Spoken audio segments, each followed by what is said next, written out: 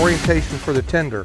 The tank to pump valve is the air operated, and you can see it moving right in there between that. The only fail-safe you have for this if it doesn't work is you will have to take the cotter pin off of that arm that moves and pull the pin out, and then you can move the tank to pump valve manually all the way forward. If you do so, make sure the wheel chocks are out, it's in neutral, park and brake is on, and the vehicle is turned off. That is only when the air operation of the tank to pump valve fails. Here is the fuse box for the Kenworth part of the commercial cab and chassis. This is going to be your headlights, your windshield wipers, your AC, your hazard lights, your blinkers, everything commercial cab and chassis Kenworth. This is where you check the engine oil right here to the left side of the steering column. This is your power steering.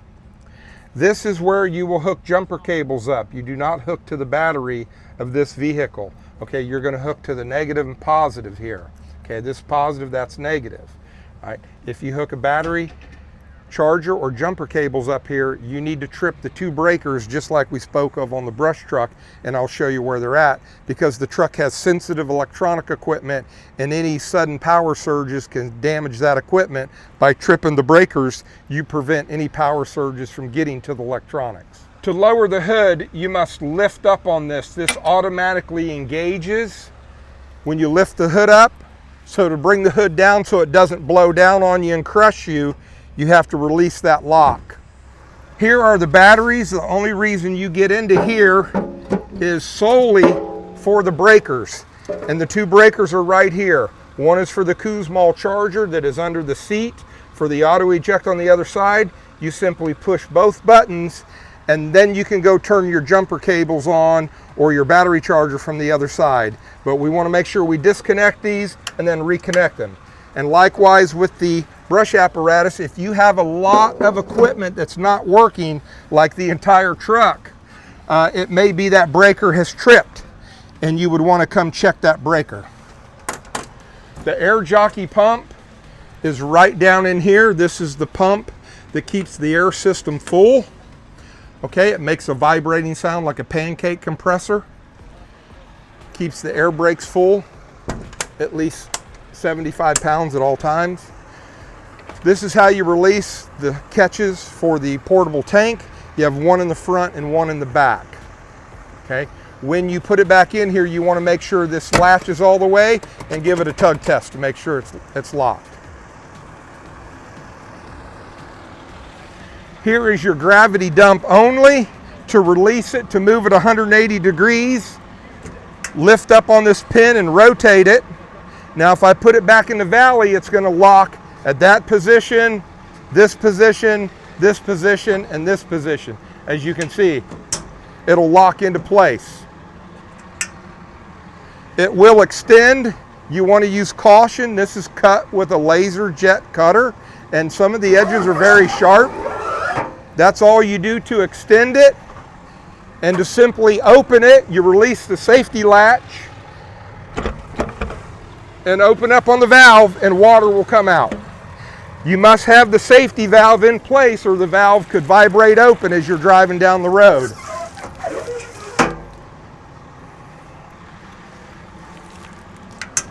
These are two direct tank fills. They do not go to the pump.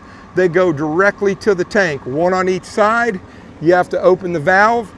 You can gravity dump out of here, but it's not going to be as big as this. It's only going to be a small 2.5, and you cannot apply any pump pressure here because they go direct to the tank. Do not use these as a step because they do screw into a poly tank and you can break them off. It has a wait to start light. You need to wait to start until that goes out to crank it up. Okay, this is the knob that changes your secondary gauges, primary gauges. You can have your trip info, everything. This is the knob to change that. This is your engine brake, as indicated by green, green. It's on and off, no high, medium, and low. This is a floor light down here. It lights up red. This is your regen, disable, and manual. In the center position, it's in automatic. And if you move it up, it lights up disable, and it also says regen disabled on the dash. You never want to disable the regen unless regen is going to cause damage. Example, melt the side of a vehicle because you're parked close and it goes into regen or whatnot.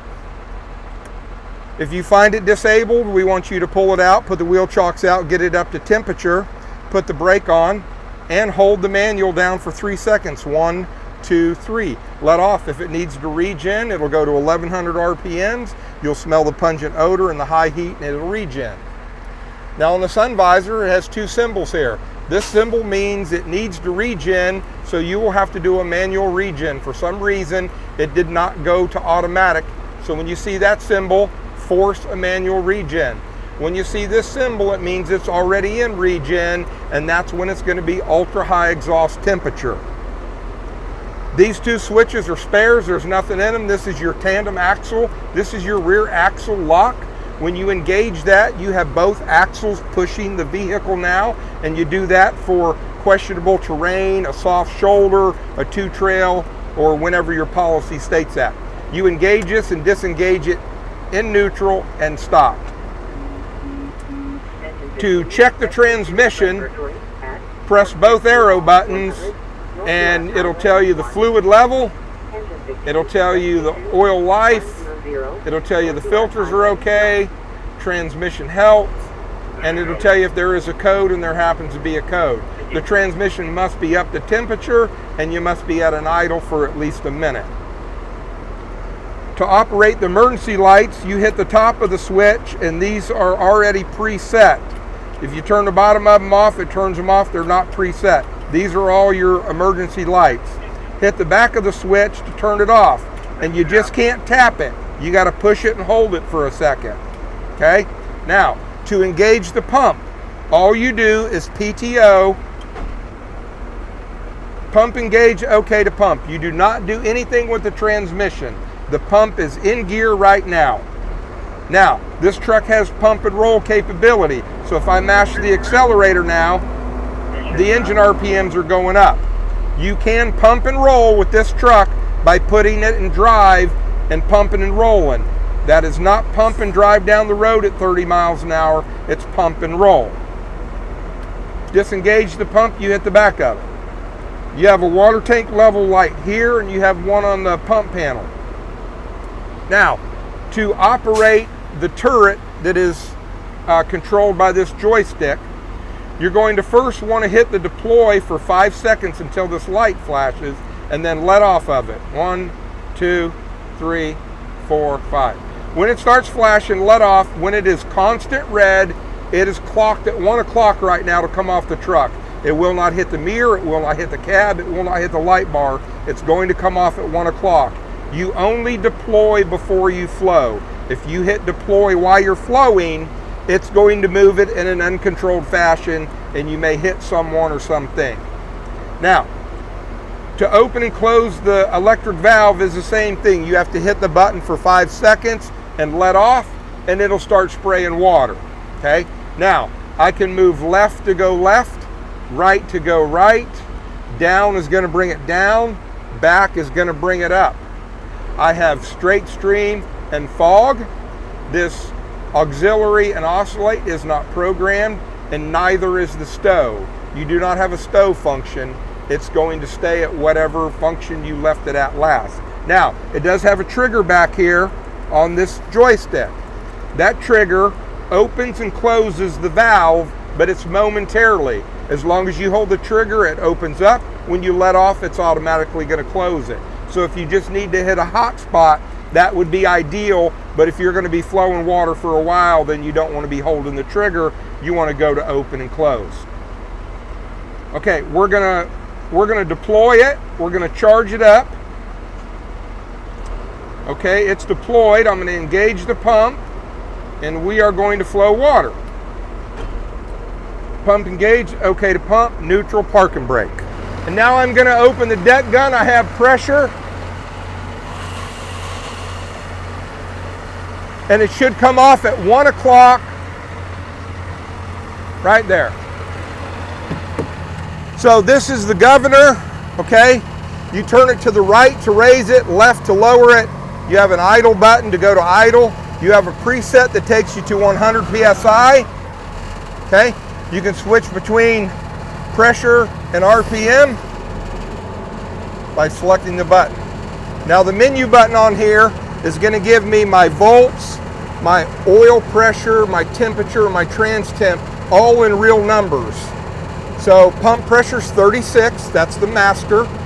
The intake is at 0 because I'm not hooked to a hydrant. Battery volt, engine oil pressure, engine temperature 180, trans temp 169. That's not programmed, fuel's not programmed, water tank.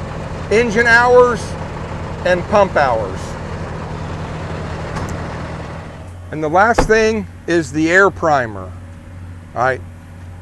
This primer uses air to siphon the air out. It's not a rotary vane or a rotary gear pump. It only has one moving part, this plunger. It's wired hot all the time. As long as you have air, it'll prime.